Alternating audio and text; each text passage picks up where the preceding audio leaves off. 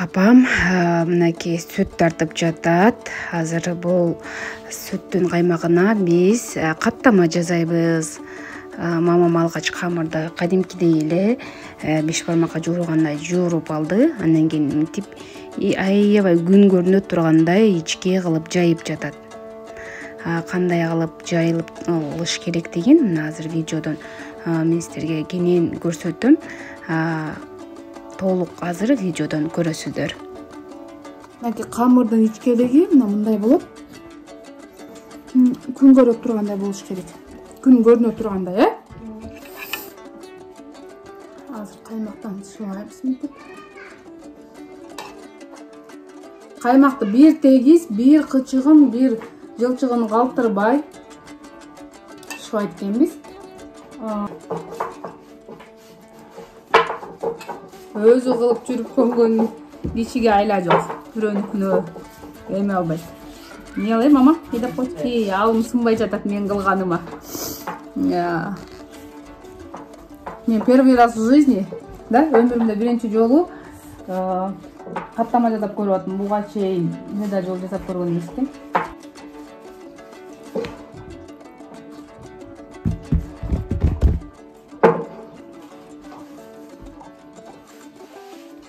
Мамамдын каттамасы сонун, ошондуктан дайыма жамаат болобу,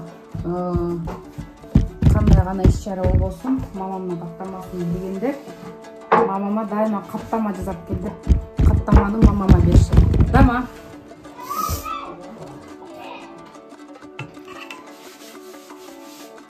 Бул киши өзү таластык болгону менен эме көп мактанганды билбейт. Жок, өпкөзү жоктон мактанат да мама. Өпкөзү бар эле да. Ошо таластык болгону менен мактанганды билбейт. Ичегип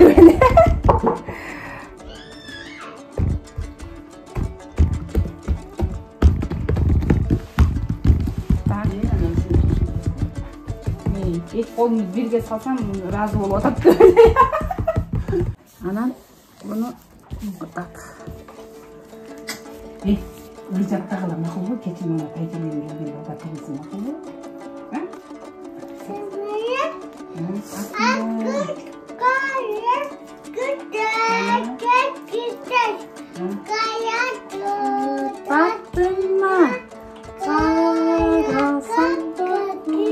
Ошентип атат элесиң, карагаттыда жатта, макулбу? Анан кызыл дегенде жатта, макулбу? Мынтип каймакты оорогондон кийин ортосун мынтип туруп, ой кудай-ай, мынтип соола кылып алабыз. Мына сонун болуп калды. Эми буну биз тыныктырып, тыныгыш үчүн, майлар камырга толукканды сиңиш үчүн, мама? Мынтип желин баштыкка салабыз дагы. Музаткычка коебузбу же жөн эле коюп коебузбу? Жөн эле музаткычка, музаткычка коет экенбиз.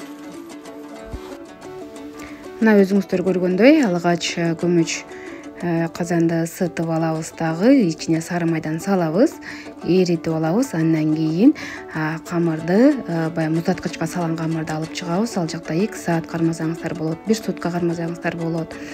Анан алып чыккандан кийин жакшылап тегиздеп жайып, казан көмөчкө ылайыктап, ичинен бата тургандай кылып казан көмөчкө салабыз. Мынакей салгандан кийин жанагы түйүндөгү сары майларды үстүнө майлайбыз. Мына видеодон көрүп тургандай майлап алгандан кийин мынакей көрдүңүздөрбү, түйүнү каныктыра, үстүн дагы кошо майлап жатат. Майлап бүткөндөн кийин бышканда жегенге ылайыктуу болсун деп бычак менен кезип алабыз. Негизи бычак менен кеспей деле койсо болот. Мына азыр бышып аткан процессти көрүп турасыздар. Сонун болуп бышып атат. Мына бышып да бүттү. Мына аябай көтөрүлүп, мына сонун болуп бышты.